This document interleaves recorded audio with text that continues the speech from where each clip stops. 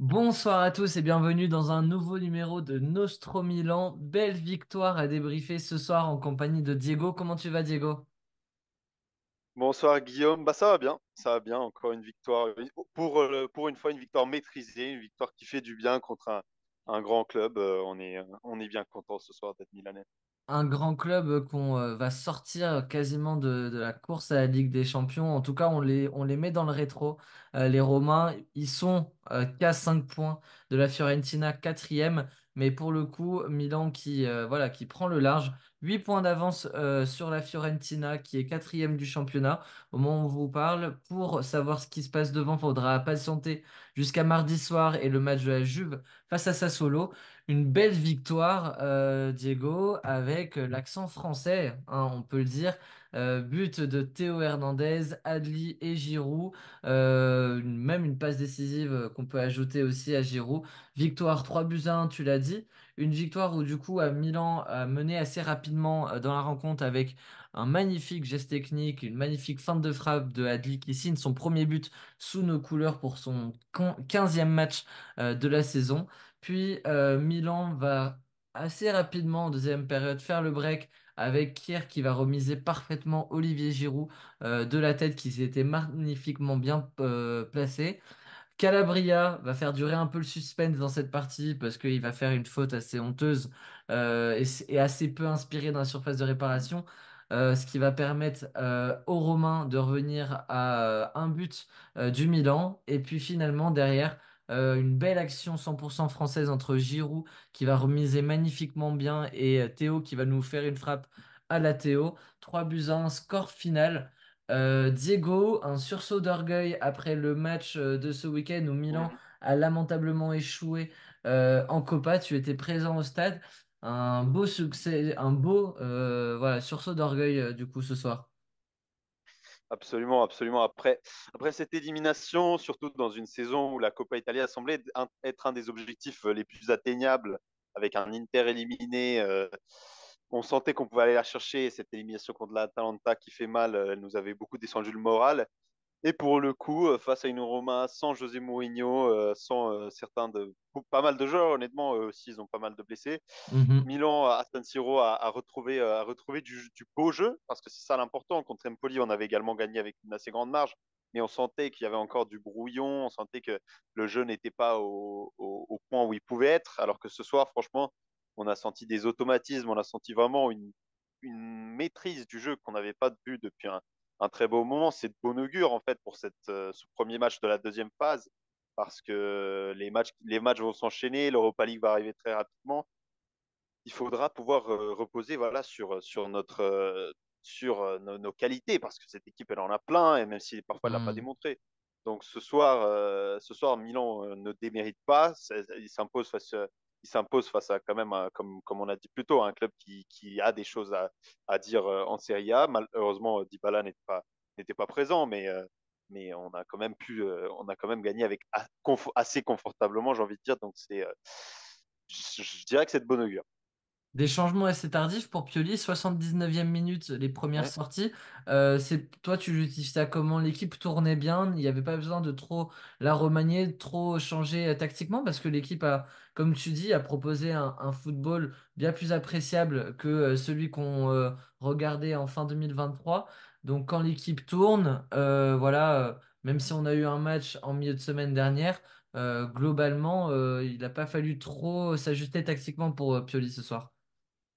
Non, absolument pas. Au bout d'un moment, l'équipe, à part évidemment ce penalty offert par Calabria, l'équipe tournait très bien. La Romane a tenté quelques frappes. Maignan a quand même eu du travail sur ce match, mais à aucun moment on s'est dit qu'on pouvait vraiment être mené au score ou même être égalisé. Donc Pioli a fait jouer son effectif.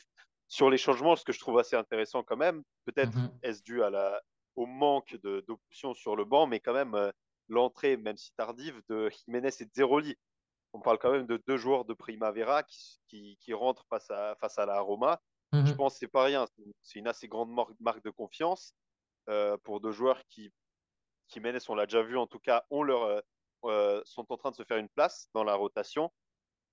qui ont des arguments pour pouvoir gagner des minutes avec l'équipe première. Donc c'est des changements intelligents pour le coup pour Stefano Pioli.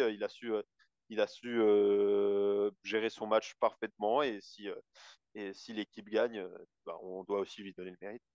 C'est des points qui sont importants à prendre, c'est cette victoire à domicile, sachant que la semaine prochaine, on va se déplacer à l'Udinese, donc on va faire un zéro pointé.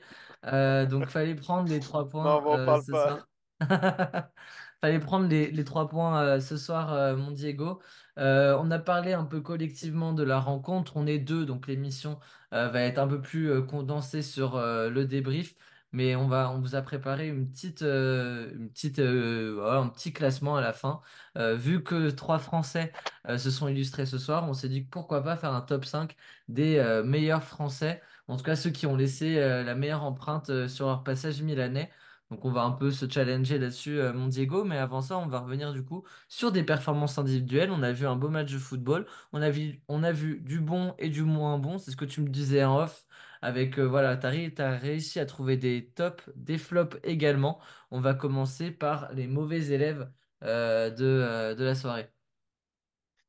Alors, en troisième flop, j'aurais envie de dire Davide Calabria, comme tu l'as dit plus tôt. Si la Roma a eu ne serait-ce que la moindre chance de revenir au score dans ce match, c'est à cause de Davide, qui a Mhm. offert un penalty, mais stupide, très stupide. Et en plus, juste après avoir fait une faute, mais encore, elle aussi d'une stupidité, mais sans nom, qui n'a pas été vue par l'arbitre. C'est-à-dire que Ouais. sur deux actions pratiquement de suite, il enchaîne des gestes très Mhm. mauvais. Et c'est un peu c'est un peu représentatif de sa saison parce il faisait une très bonne première mi-temps et après ça, il y a des erreurs, il y a Ouais, elle est des mauvaises contrastée encore. décisions. Ouais, Ouais. voilà, il y a des mauvaises décisions qui mènent voilà, à ce penalty transformé par Paredes.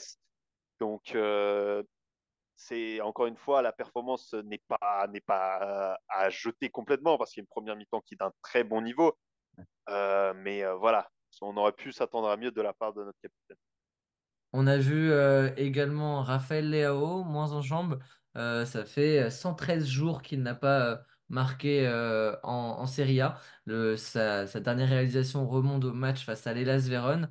Voilà, il sort encore frustré, l'attaquant portugais. Il salue, voilà, il sort tête basse, il salue pas son coach.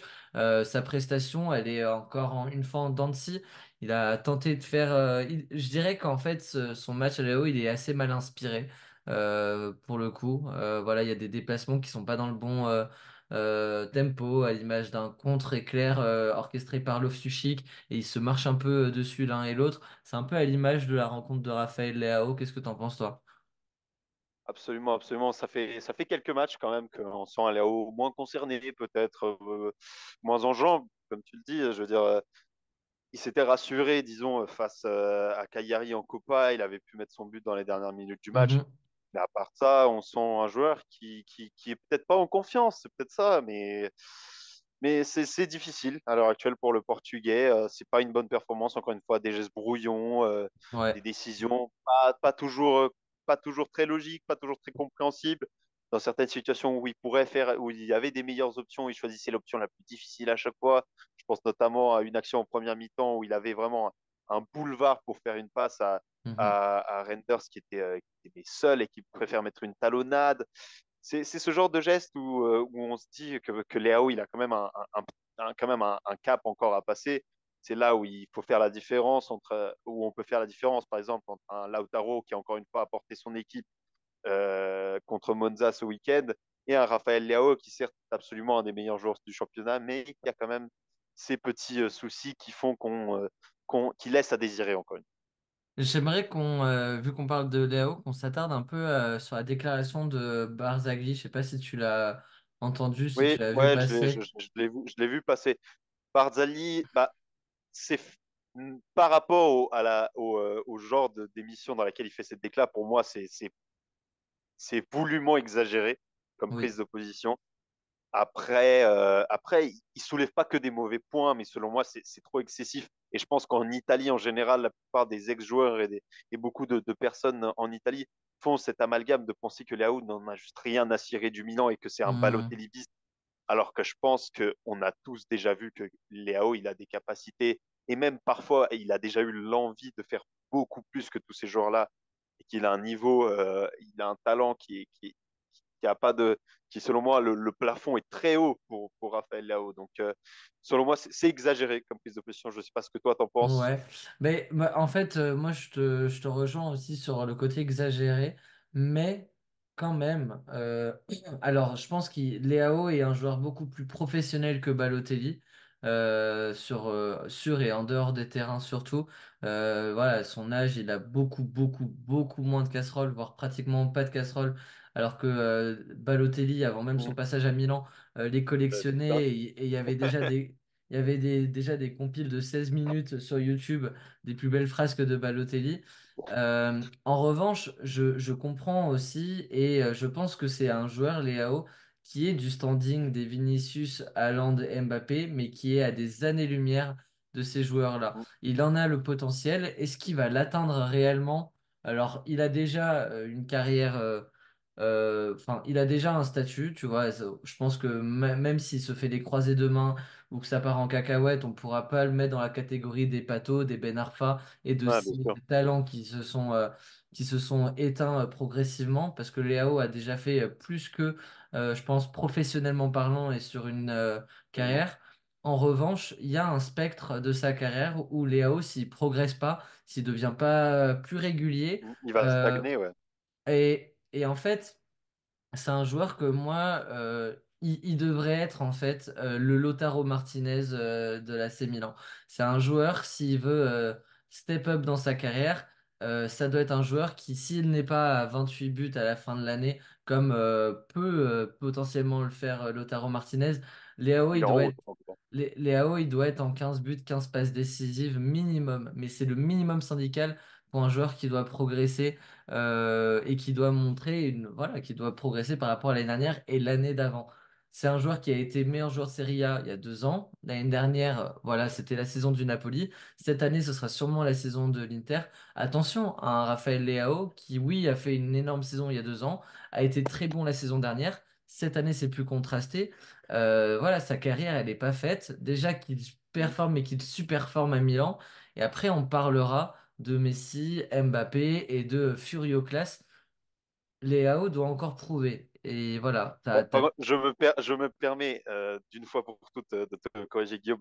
Je je sais pas si c'est mon côté un peu j'habite en Italie, mais on ne dit pas Furio class, c'est Fuori class, c'est le terme Fuori italien Class, mais voilà, moi Fuori class. je m'appelle Guillermo Panzani et je parle l'italien aussi bien que je parle l'anglais. Je m'excuse vraiment, mais Mais tu j'y fais pense bien, tu depuis fais quelques bien. temps. Je pense que Ouais. j'ai dû faire mal aux oreilles à tous les Italiens ou Franco-Italiens qui nous écoutent. Voilà, parenthèse fermée sur les AO. Dites-nous, vous, dans les commentaires, vu que voilà, on fait pas l'émission en direct exceptionnellement cette fois-ci, dites-nous dans les commentaires ce que vous pensez de Léao, peut-être de la dimension qu'il a actuellement dans le football moderne. Et voilà, quel est un peu le plafond de verre que vous aimeriez qu'il dépasse à Milan d'abord avant de se pointer dans des grandes, grandes, grandes écuries, si je puis dire, européennes. On continue avec ton troisième flop, si tu en as un, Diego, et après on parlera des tops. Absolument, absolument. Pour moi, le plus grand flop ce soir, c'est Ruben Loftus-Cheek. Pour moi, Aïe, aïe, aïe. la performance, il y a rien à retenir. Il y a rien à retenir. Franchement, là, tu me vois plus que déçu de la performance. Moi, je t'avoue, comment l'expliquer si tu veux, Loftus-Cheek ce soir, euh, c'était moi au collège, il s'est fait victimiser. C'est-à-dire qu'il y avait, Il c'était recommence. victime. C'était victime. Il s'est fait tabasser. Je sais pas c'était quoi le problème, honnêtement, mais des gestes qui marchaient pas, il perdait des ballons. La- il y a deux, trois occasions où il avait des boulevards à exploiter. En fait, il faisait pas la bonne décision. Évidemment, c'est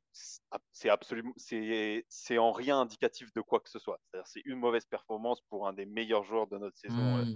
jusqu'ici. Mais la performance aujourd'hui, vraiment, peut-être c'est la fatigue, peut-être c'est, je sais pas, mais pour moi, c'est une très mauvaise performance de l'Angleterre. Ouais, j'ai pas grand-chose pour moi, il est passé à cause de sa rencontre. C'est pas une performance cataclysmique parce que il nous a pas coûté Oui, bien sûr. 3 points ou voilà. Mais c'est vrai que c'est une performance qu'on n'aime pas voir de la part de Loftus-Cheek et qu'on n'a pas l'habitude de voir. Moi aussi, c'était mon troisième flop, donc on est 100% d'accord là-dessus, mon cher Diego. On va passer au top, mon ami, et je vais te mettre on the spot sur le Mexicain de notre effectif, Simone Quierez, qui est,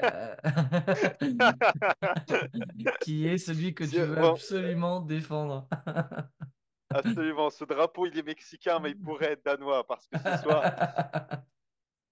ce soir, la performance de Simone Kier, mais quel délice, quel délice. Il y a ce carton jaune sur une faute un peu stupide, oui, mais à part ça, franchement, quand tu voyais comment Romagnoli souffrait Lukaku Ouais.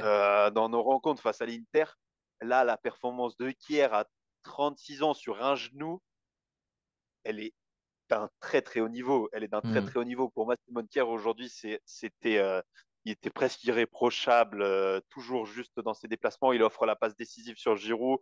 Je pense que c'est une de ses premières passes décisives au but. Il ne doit pas en avoir beaucoup, hein. Il a eu son but contre United.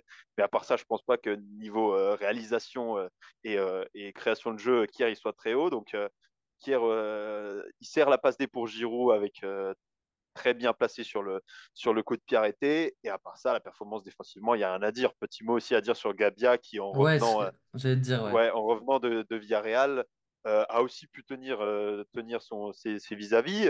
Lukaku, c'est un client, c'est un bon gros client. Gabia n'a absolument pas démérité. Oui, il y a un carton jaune en fin de période qui est bon, bizarre, mais à part ça, nos deux défenseurs centraux ce soir, ils ont plus que démontrer sur leur valeur. Et rien que pour le fait qu'ils permettent à Théo Hernandez de jouer à son poste, on peut que leur remercier. On peut que les remercier. Ça peut être intéressant, cette charnière. On va pas l'avoir trop longtemps parce que les défenseurs vont commencer à revenir.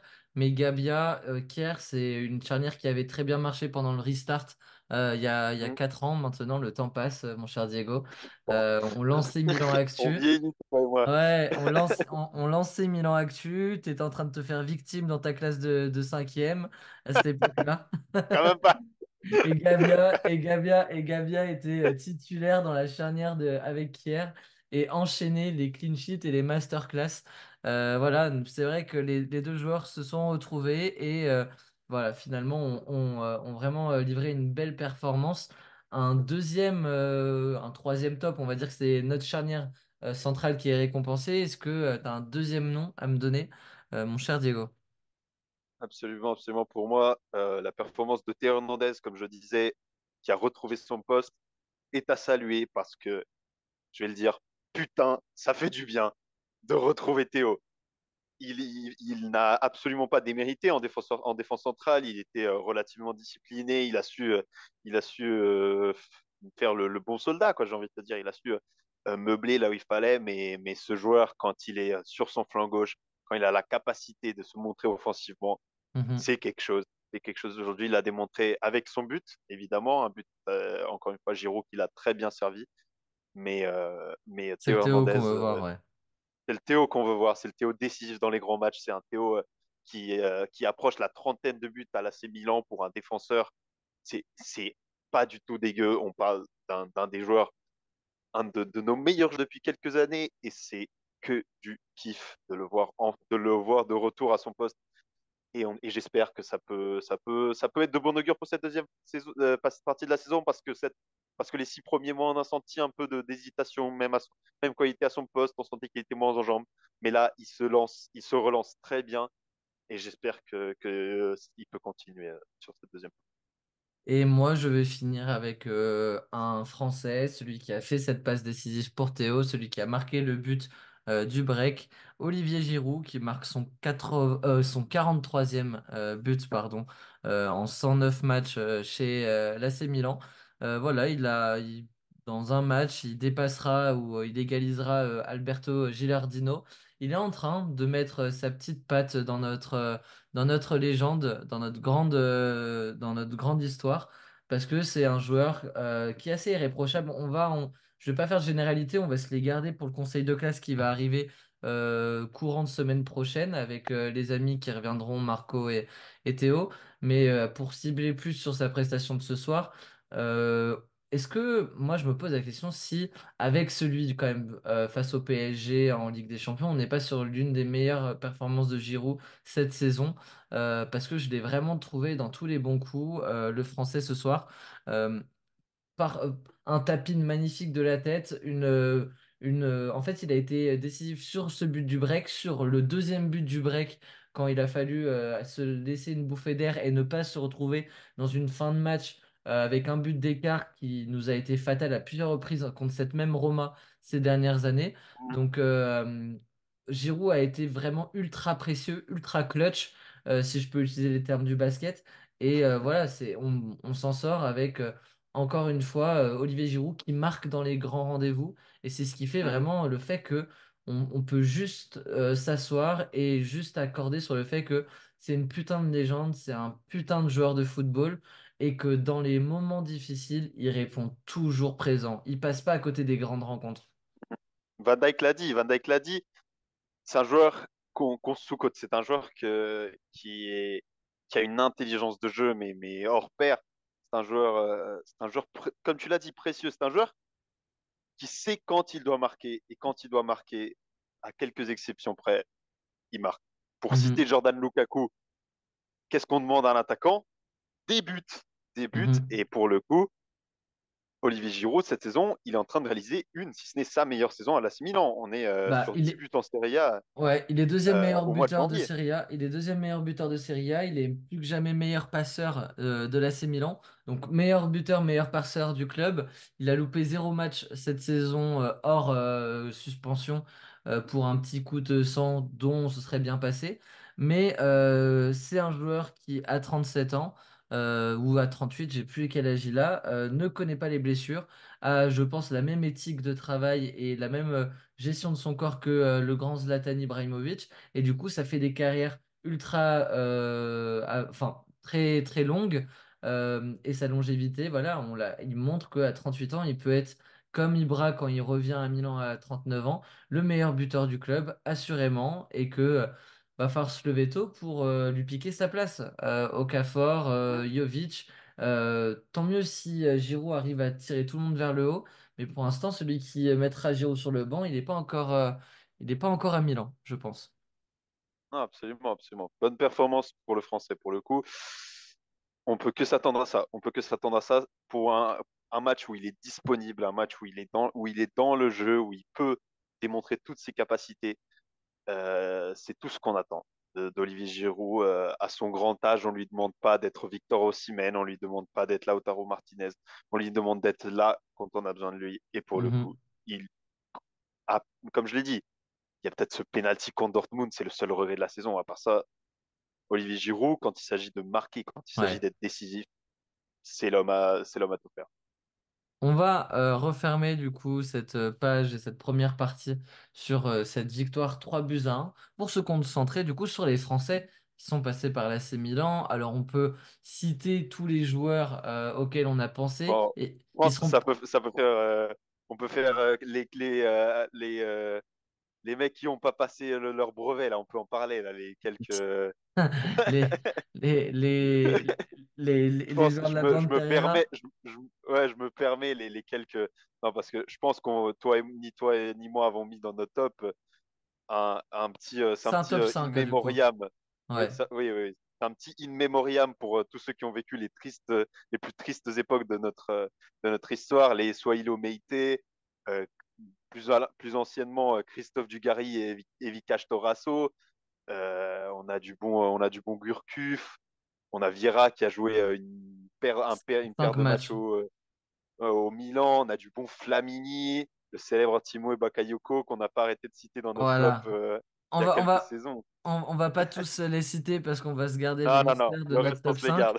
Mais voilà, en tout cas, ça aurait été le jeu aurait pu être aussi drôle sous format de tier list parce qu'on aurait pu dire, Ah, allez, c'est sûr. cette personne-là, pouvait être c'est dans sûr. le deuxième tiers ou quoi.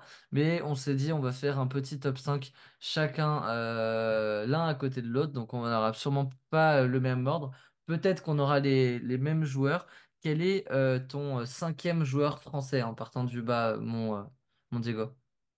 Pour moi, alors, il y a peut-être il y a un petit rideau de subjectivité à mettre sur cette réponse, parce que pour moi, le cinquième meilleur Milanais, pour moi, de l'AC Milan, c'est Jérémy Ménez. Pour moi, Jérémy Ménez, en fait, c'est une page très courte. C'est un but. Euh, oui, voilà. Non, c'est une très bonne page. C'est une très belle page dans un livre moisi, mais Hmm. très mauvais. C'est-à-dire qu'on parle d'une période où rien n'allait, rien n'allait. On parle de la saison 2014-2015, un maillot horrible, des joueurs exécrables. On alignait Alex, Rodrigo et Lee en défense. Franchement, quand tu voyais le niveau, ne serait-ce qu'un tout petit peu supérieur qu'affichait Jérémy Ménez, mais il y Mhm. avait de quoi penser que c'était que c'était Ronaldo Nazario. On parle genre franchement, il nous a fait kiffer. Le peu qu'il a pu jouer, parce qu'on parle quand même de moins d'une cinquantaine de Il matchs a dit à l'AC Menez Milan. et Ronaldo Nazario dans la même phrase. Putain de Non, mais merde. toute proportion gardée, Ah évidemment, mais il ouais, et faut puis bien comprendre. faut voir la taille des proportions aussi. Oui, ouais, oui, il faut voir le niveau de l'équipe. Parce que ça, c'est Ouais, vraiment. Si tu dois me dire ton point le plus bas en tant que supporter de l'AC Milan, la saison 2014-2015, ouais, ouais, les je vénères. pense que c'est la pire de toutes. Il n'y avait Et du rien coup, qui allait. Notre troisième maillot jaune-vert, tout ouais. dégueulasse, là. Franchement, il n'y avait rien qui allait cette saison. Donc, selon moi, Jérémy Sauf Ménez, Menez. sauf Jérémy Ménez, qui était, disons, ne serait-ce que la plus petite des lueurs au bout d'un Ouais, tunnel, mais qui ouais. était sans fond.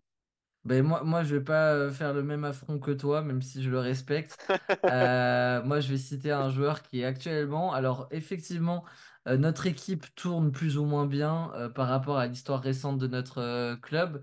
Donc, vu qu'il n'y a pas eu 1 milliard de Français, si tu joues bien à Milan dans une période où Milan gagne, tu as de grandes chances d'être dans ce top 5. Donc, spoiler, il n'y aura pas de Adil Rami Mexes même si Tic et Tac était vachement divertissant le dimanche midi à 12h30 devant Il à avait une Milan et Las retournée, Vérone. Mexès, quand même. Il Ah, avait mais, une retournée, quand même. il a autant de buts d'anthologie à Milan que Jérémy Ménez aussi. C'est sûr. Euh, mais voilà, donc je ne citerai pas Mexès et Rami dans ce top, mais on les embrasse et c'est des joueurs très sympathiques qui m'ont fait beaucoup marrer et qui ont aussi rendu quelques services, hein. On parle pas non plus de joueurs kata kata Mexès plus que Rami, quand même. comme, comme ont pu être le gang des Faritas qui a été au Ah là milieu. là, Au Mathias milieu. Fernandez, qu'est-ce que tu nous manques? Non, non, je rigole évidemment sur le gang des Faritas. Tous les Sud-Américains, je me permets hein, la blague de très mauvais Mais bien goût, mais sûr, c'est parce que tu as un beau mais drapeau mexicain derrière. bien sûr, Donc, on prend tout avec second degré ici. Donc, je vais parler de Mike Maignan. Mike Maignan, qui est du Ça, coup, c'est moi, à la impressionnant. cinquième place de mon classement, parce que, en fait, je le justifie par le fait que déjà, il y a un petit scudetto qui est plutôt agréable à mettre Absolument. dans l'argument de Mike Maignan. Et surtout, c'est un des joueurs qui arrive à Milan avec une certaine dimension, mais pas non plus celle qui va croître quand il sera à Milan. C'est un joueur qui a vraiment Pour un est petit prix devenu en plus. Ouais, pour 13 millions, mais c'est devenu un indéboulonnable de notre club, évidemment. Mais c'est un joueur qui, en fait, arrivé à un niveau tel qu'on s'est posé la question dans l'actualité ou récemment si c'était pas le meilleur gardien du monde derrière Thibaut Courtois. Et en fait, c'est une conversation dans laquelle il est légitime d'apparaître. Et pour moi, c'est un des joueurs qui a enfin, voilà, un joueur qui est dans cette conversation-là de meilleur joueur du monde. Il n'y en a pas 15 000 chez les Français du Milan. Donc, tu vois, pour moi, c'est pour ça que Mike Maignan, ça passe devant un Mathieu Flamini qui a eu Oui, bien sûr. des belles choses Bien avec sûr. Milan, devant les Menez, etc. Voilà. Bien sûr. Pour rebondir sur Maignan, honnêtement, j'avais pu en parler avec quelques supporters à un moment. Dans l'histoire du Milan et de l'histoire et les innombrables joueurs d'excellent niveau qui ont joué dans ce club, les gardiens, ça n'a jamais été notre plus gros point fort. On n'a Mhm. jamais eu d'Iker Casillas, on n'a jamais eu de Gianluigi Buffon, de Manuel Neuer, d'Oliver Kahn. Dida, c'était un très bon gardien, mais mais même à son époque, c'était loin d'être le meilleur du monde. Mhm. Mike Maignan, déjà qu'on avait pu avoir la discussion, est-ce que Gianluigi Donnarumma est le meilleur gardien de l'histoire de la Milan? Mike Maignan, il a son mot à dire. Il a Ouais. son mot à dire.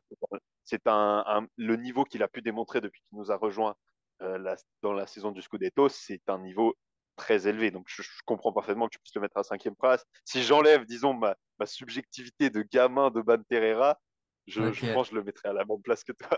Ok, donc on a peut-être le même top 4. Qui tu as en quatrième? Ma quatrième place, bah, on en a parlé avant, mais pour moi, Olivier Giroud, pour le Ouais, coup, je te rejoins. Olivier Giroud, c'est un joueur qui arrive. On a dû le négocier un peu pour Chelsea. Je me souviens que le feuilleton Olivier Giroud à Milan, il a duré quelques mois quand même. Chelsea, Ouais. pour 2 millions, il faisait les chichis. Mais, euh, mais Olivier Giroud à Milan, comme on l'a dit avant, il se fait une place. Il se fait une place dans notre Hmm. légende. Il se fait une place en tant que joueur qui est là dans les grands rendez-vous, en tant que joueur qui est disponible, en tant que joueur qui sert l'équipe et qui se donne à Ouais. 100% pour un club qu'il a pu déclarer qu'il aime depuis qu'il est petit. Il nous parle des Ouais, Shevchenko l'histoire est belle en plus, ouais. et des papins qu'il aimait quand il était plus jeune. Donc, Olivier Giroud à l'AC Milan, pour peu qu'on puisse se dire oui, mais si on avait un autre attaquant, si on avait un mec plus jeune, un mec plus il fait ce qu'il doit faire. Il fait ce qu'il Mhm. doit faire et il le fait honorablement, avec talent. Il y a des buts exceptionnels. Je pense à la 6 Milan pour Giroud. Et surtout, il prend une certaine dimension qu'il n'avait pas eu dans sa carrière, une dimension de Non, titulaire exactement. qu'il avait que revu, qu'il avait peut-être vu à ses débuts avec Arsenal, ou peut-être dans ses époques de Ligue 1. Mais après ces époques-là, Olivier Giroud, il avait perdu son statut. C'était un joueur qui était détesté en équipe de France. C'était un joueur qui était le remplaçant numéro un. Et à la Milan, ça devient titulaire, ça devient un point fixe de notre effectif. Et il vit une renaissance aussi en équipe de France. Ouais. Olivier Giroud et la Au moment Milan, où il est à c'est une Milan, belle ouais. histoire d'amour. Ouais, ouais, c'est C'est une vrai. belle histoire Enfin, d'amour. Giroud, c'était le vilain petit canard du football français, dans la mesure où tout le monde disait, mais qu'est-ce qu'il fout là, alors qu'il y a Karim Benzema qui poireaute et qui attend. C'est un joueur qui a toujours su répondre présent en tant que titulaire en équipe de France, qui a connu sa carrière de super sub. Et en fait, la renaissance dont tu parles d'Olivier Giroud, elle coïncide avec son arrivée à Milan, où il maintient enfin, Deschamps maintient la confiance qu'il a en Giroud, mais il trouve un Giroud avec bien plus de rythme, qui joue voilà, titulaire dans une équipe qui gagne et qui gagne le championnat d'Italie. Voilà, Giroud, c'est 43 buts en 109 matchs. Il fera pas les 60-80 buts que Ibra a fait parce qu'il lui reste trop peu de matchs et trop peu de temps mais par contre, il peut aller chercher la barre des 50 et 52. On ne sait pas pourquoi pas. C'est un joueur, pour moi, qui rentre dans ce top 4, du coup, parce qu'il a ce Scudetto, il a beaucoup de buts, il a beaucoup de buts importants. C'est une régularité, je trouve. Giroud, on le cite Mm, non pas tous les 4 matins non plus dans nos flops. Voilà, ça fait partie des légendes du football, qui est passé par Milan, qui aura joué finalement pas mal de matchs à Milan. C'est le mm, deuxième club dans lequel il va marquer le plus de buts dans sa carrière derrière Arsenal aussi. Donc c'est dire que son passage est loin d'être anecdotique pour Milan, mais aussi pour Giroud. Voilà, il a plus marqué de buts à Milan que à Montpellier ou à Chelsea notamment. Donc voilà, Giroud, ça se cite honorablement en bordure de top 3. Qui sait si il prend pas la place de mon top 2 dans mon top 3 pardon, qui moi est Jean-Pierre Papin, que j'ai classé troisième. pareil pour moi. Toi aussi, troisième? Bon, ben, je pense qu'on risque d'avoir le même top 4. T'avais mis Ménez, moi j'ai mis Maignan. Pourquoi Jean-Pierre Papin? Jean-Pierre Papin, son passage est déjà plus court que celui actuel de Mm, Giroud. c'est vrai. Voilà, il joue à Milan entre 92 et le 94. Il n'ira pas au bout de la saison 94. Spoiler, pas de chance, parce que Jean-Pierre Papin va connaître un peu la poisse qu'a connue Ibrahimovic au milieu des années 2010, lorsque Ibrahimovic Ou même navigue Ronaldo entre. Nazario. Ouais, voilà. C'est que en fait, Papin va signer au Milan juste avant que l'Olympique de Marseille gagne la Ligue des Champions face au Milan. Et puis ensuite, Papin va partir du Milan au moment où Milan va gagner la Ligue des Champions en 94. Donc en fait, on se retrouve avec Jean-Pierre Papin qui n'a jamais remporté ce trophée. Par contre, son passage à Milan, il est bon à Jean-Pierre Papin. Déjà, Mhm. Absolument. collectivement parlant, il prend deux Scudetto, mine de rien. Il gagnera du coup en 93 et 94 le championnat d'Italie. Il arrive aussi en tant que monstre et dans son prime, hein. C'est que Jean-Pierre Papin qui est à Milan, il est Ballon d'Or 2 saisons auparavant. Il est 3 fois meilleur buteur de la Ligue des Champions consécutivement et en titre. Et ses stats à Milan, je les ai sous les yeux, c'est 31 buts en 63 matchs, donc quasiment un but tous les 2 matchs. Donc c'est vraiment, voilà, il n'est pas venu pour mettre 8 buts saison Mhm. 1 et 11 buts saison 2. C'est un joueur qui aura marqué, et donc évidemment que ça se cite dans un top 3 des Français milanais. Je ne sais pas ce que tu veux ajouter dessus. Non, non, je concorde avec toi. Pour le coup, moi, je peux pas faire l'expert. Pour le coup, à l'époque de Papa à Milan, j'étais encore à une bonne dizaine d'années d'être né. Donc, on peut pas vraiment faire, je peux pas vraiment faire le mec. Ah, moi, je m'en souviens. Non. De ce que j'ai pu voir, Jean-Pierre Papin à Milan, c'était un joueur, mais d'un très très haut niveau. Et c'est quelque chose que, pas seulement à Milan, c'était tout simplement un excellent joueur, un des meilleurs que la France a pu voir. Un joueur qui a inspiré plein de joueurs après lui. Je pense on n'en parle pas assez, peut-être, quand on Mhm, parle de grands attaquants, quand on parle de joueurs qui ont marqué des époques. Alors que franchement, Jean-Pierre Papin, pour peu que, comme tu l'as dit, il a eu la petite poisse d'éviter les Champions League avec Marseille et Milan, mhm. c'est un joueur qui a pu atteindre de très hauts sommets, que ce soit à Milan ou dans le reste des clubs qu'il a joué. Donc, il mérite amplement pour moi sa troisième place dans ce classement. Et donc, qui est ton top 2? Alors là, c'est l'impression, je me suis dit justement, j'ai changé un peu les choses. Pour moi, mon numéro 2 c'est Marcel Desailly. C'est là où Ok. je, Et c'est donc pour là où, moi, et pour moi, c'est Théo Hernandez. justement, donc je pense qu'on peut faire Ouais. la doublette parce que pour moi, mon numéro un c'est Théo Hernandez. Donc, Alors, je pense qu'on peut commencer sur Desailly. Alors ouais, de Saïd, donc moi je vais plus en parler que toi parce que pour le coup j'en ai parlé il y a pas si longtemps dans le podcast que tient notre ami Alan Cœur Rossonero, voilà, sur les mercato hivernaux qui ont marqué l'histoire du Milan. Vraiment un podcast intéressant. Je vous invite à aller l'écouter sur Spotify et sur Ça les donnait de plateformes l'apport. de stream. Sur ce podcast sur lequel j'interviens, voilà, à raison d'une fois par mois, c'est vraiment très cool, ça sort tous les samedis. Voilà, le petit placement de promo est fait pour Caro Sonero. Mais voilà, on a parlé du coup de ces fameux mercato d'hiver et il y a un mercato d'hiver qui va changer l'histoire du Milan, on peut le dire, parce qu'il y a quand même des gros titres qui vont en tomber. C'est le Mhm. mercato d'hiver où Marcel Desailly, fraîchement champion d'Europe en titre avec Marseille, signe en plein hiver à l'AC Milan. Et en fait, directement, 6 mois après, l'AC Milan va gagner la Ligue des Champions 4-0 face au FC Barcelone. Marcel Desailly va marquer en finale de Ligue des Champions et Milan gagnera même le titre de champion d'Italie. Donc, en 6 mois, déjà, Desailly, c'est une Ligue des Champions et un Scudetto avec Milan. Si on lui ajoute le fait que c'est tout simplement le Français qui a joué le plus de matchs sous nos couleurs avec 186 matchs, bah, ça fait déjà pas mal d'arguments pour C'est sûr, Marcel Desailly. Voilà, qui en plus de ça, à côté de ça, est champion du monde. Donc on a vraiment un joueur de calibre, voilà, légende en fait du c'est ça. football, légende du foot. Légende du Milan également, puisqu'il va mettre son nom avec ceux qui ont remporté une de ces 7 Ligues des Champions avec le Milan. Donc voilà, pour moi, c'est top 1. Et Théo, alors tu vas voir comment tu argumentes ça, mais pour moi, Théo a encore des choses à faire et à gagner pour espérer, ne serait-ce que mettre Marcel Desailly en second plan. Pour conclure rapidement sur Desailly, évidemment que en rien ça n'enlève, comme tu l'as dit, le calibre du joueur. On parle comme tu l'as dit, d'une légende tout simplement.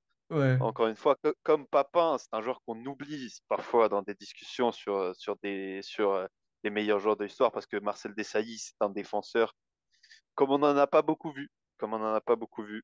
Euh, Puis voilà, j'ai pas grand-chose à ajouter pour le coup. Desailly à Milan, comme tu as dit, c'est le Français qui a joué le plus de matchs à Milan.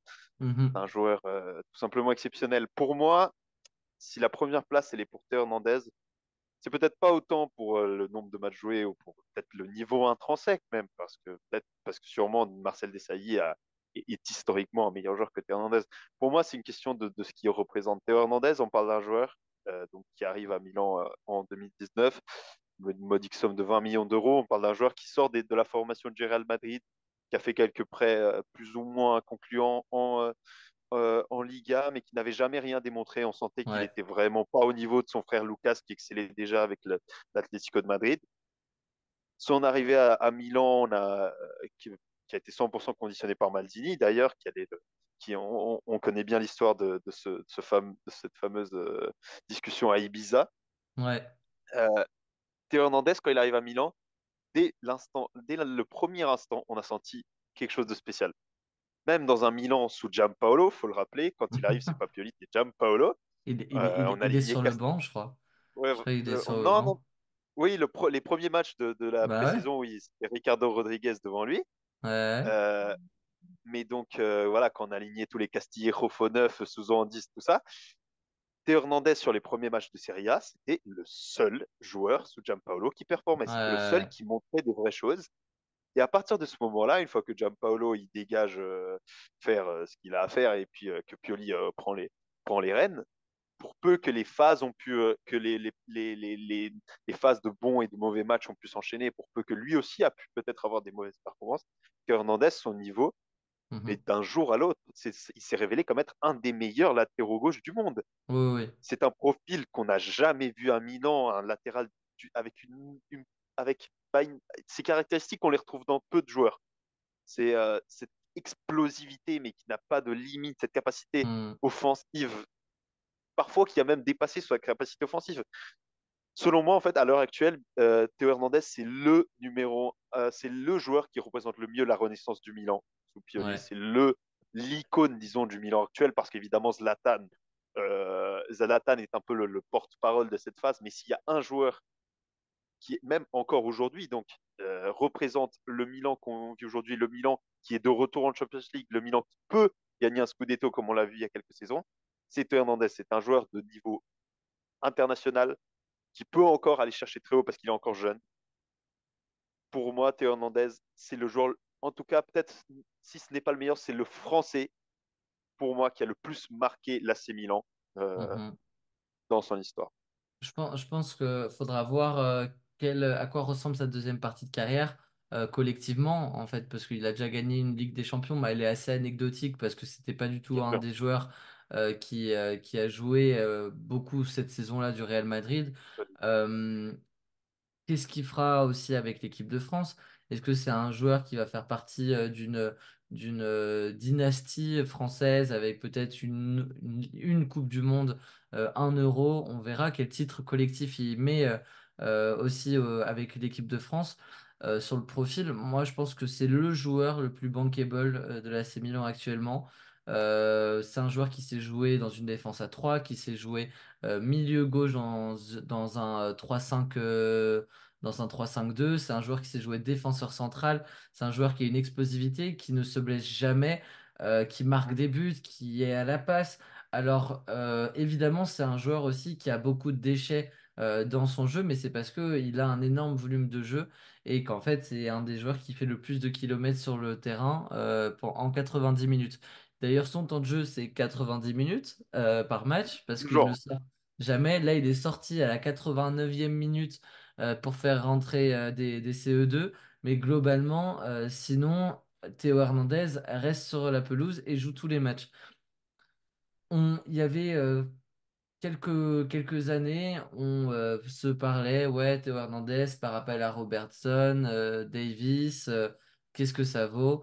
Ben, Théo Hernandez, il y a qui pour dire que ce n'est pas le meilleur défenseur gauche du monde intrinsèquement? On peut dire que oui, des joueurs comme Di Marco à l'Inter, il y a des oui, oui, joueurs oui. qui font des très grosses saisons cette année, Mais si là, tu les alignes tous et que tu dois choisir quel est le défenseur gauche de ton équipe et de ton 11, tout le monde prend Théo Hernandez demain.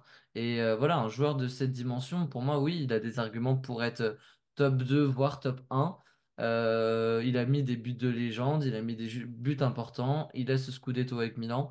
Non, non, il est Et devant Giroud, il est devant Maignan, il est devant Papin déjà, et voir jusqu'où il peut aller, ouais. pour le coup, si je dois conclure rapidement, pour moi, comme tu le dis, pour voir jusqu'où il peut aller, on a pour moi, parce que Calabria, à mon avis, va rester à Milan encore un bon moment, mais on a le capitaine de l'AC Milan à l'heure actuelle, c'est Théo Mhm. Hernandez. Peut-être son meilleur joueur intrinsèquement, Ouais. c'est son leader euh, de fait, parce que les Kier, les Zlatan, c'est une autre catégorie. Disons, c'est le leadership par l'expérience. Hernandez, c'est le leader par l'exemple. C'est un joueur qui est en train, lentement mais sûrement, de suivre la trajectoire de son idole, Mhm. de Paolo Maldini, qui l'a amené lui-même à Milan. On peut voir que le meilleur joueur de notre histoire, il avait senti un bon coup. Et si Théo Hernandez, comme il l'a tant dit, peut rester à Milan encore beaucoup d'années, il peut continuer à démontrer qu'il a l'étoffe du capitaine de l'AC Milan. Ouais. Pour moi, il n'y Bah, aura absolument aucun doute. déjà, il va très rapidement être le Français le plus capé de notre Oui, bien club. sûr, il ne manque que quelques matchs, je pense. Et ensuite, oui, effectivement, derrière, si il fait encore des belles années chez nous, moi j'ai peur vraiment que ce soit un joueur sur lequel il y ait un club qui pose à un moment donné 80 millions parce que c'est bon. Si on a réussi à les foutre sur Cancelo, je pense qu'on peut les mettre sur Théo Hernandez assez facilement. Donc, à voir combien de temps ça reste à Milan, mais c'est un joueur qui, quoi qu'il arrive, même s'il part au mercato d'hiver, c'est un joueur qui restera à cette seconde place, voire cette première, comme tu l'as dit, Diego. On va vous laisser, vous aussi, départager et nous dire quel est votre top 3, votre top 5 des Français qui sont passés par Milan. Si vous dites Gourcuff, vous pouvez vous désabonner, à mon avis. Il y a Ouais, pas de... ouais, ouais, franchement, allez vous faire, hein. Non, non, non. Si vous vous dites Souley Meïté, c'est que vous êtes vraiment né en 2013 et que vous avez vu qu'une seule saison et que vous avez commencé cette saison. Si vous citez Bakayoko, j'espère que vous avez arrêté de suivre l'AC Milan en 2018 et que vous avez juste regardé la saison de Gattuso. Voilà. Merci à toi, Diego, pour cette émission. Merci à vous de nous Merci à toi. suivre en replay et de continuer de nous donner de la force. Laissez vos pouces bleus pour le référencement, commentez. Voilà. Merci à vous tous. On se retrouve cette semaine pour un conseil de classe avant le débrief de dimanche prochain face à l'Udinese. Très bonne soirée, très bonne semaine. Ciao!